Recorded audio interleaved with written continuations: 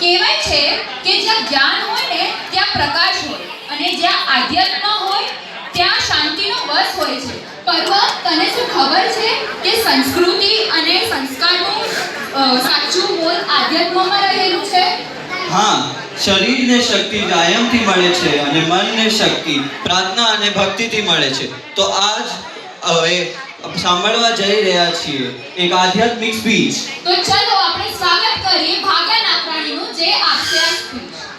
તાળીઓ સાથે સ્વાગત કરીએ.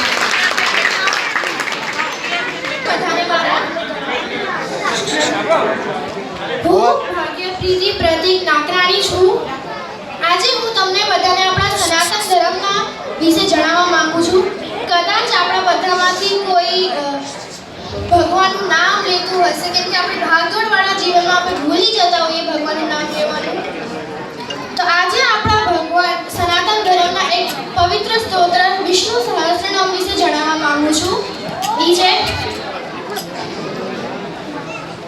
ઓમ શુક્લાંબરધરમ વિષ્ણું શશિવર્ણં ચતુર્ભુજં પ્રસન્નવદनं ઝાયે સર્વવિઘ્નોપશાन्तये વ્યાસં વસિષ્ઠનકારં શક્તિર્પૌત્રમકલ્મષં પરાશરાત્મજં વંદે સુખદાतं તપોનિધિં વ્યાસાય વિષ્ણુરૂપાય વ્યાસરૂપાય વિષ્ણવે નમો વૈ બ્રહ્મનિધયે વાસિષ્ઠાય નમો નમઃ અવિકારાય સિદ્ધાય નિત્યાય પરમાત્મને સદૈકરૂપરૂપાય વિષ્ણવે સર્વજિષ્ણવે યસ્ય સ્વર્ણમાત્રેણ જન્મ સંસ્થારબન્ધનાत् વિમુચ્યતે નમસ્તસ્મૈ વિષ્ણવે પ્રભવિષ્ણવે. ઓમ નમો વિષ્ણવે પ્રભવિષ્ણવે.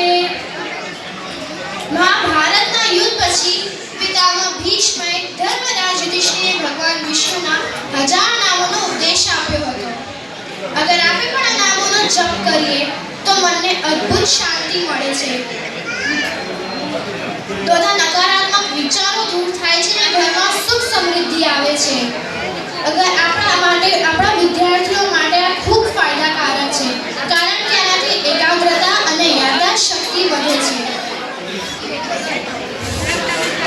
આર્તા વિષયના સિદ્ધિલાશ પિતા ઘોરે શુક્રાશી વર્તમાના સંકીત નારાયણ શક્ર માર્ગમ વિમુખ દુર્ગા સુમિરો કેમ ઘડી ઘડી ઊભો થાય છે તું રે? હા? તારું માથું આવે છે ઘડી ઘડી. વિદ્યાત્મનાવા પ્રકૃતિ સ્વભાવા કરુણ નિયંત્રણ સકલમ પરસ્મૈ નારાયણાયેતિ સમર્પયામિ. આનો અર્થ એ છે કે ગમે તેટલા દુઃખ કે મુશ્કેલીઓ હોય, ભગવાન વિષ્ણુનું નામ લેવાથી મન સુખી થઈ જાય છે. શ્રી રામ રામ રામેતિ રમે રામે મનોરમે સહસ્રનામ તત્તુલ્યં રામ નામ વદાનમે. શ્રી રામ રામ રામેતિ રમે રામે મનોરમે સહસ્રનામ તત્તુલ્યં રામ નામ વદાનમે.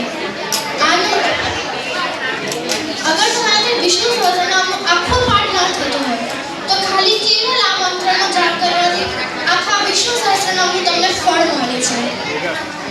બોલો લક્ષ્મી નારાયણ ભગવાન કી જય.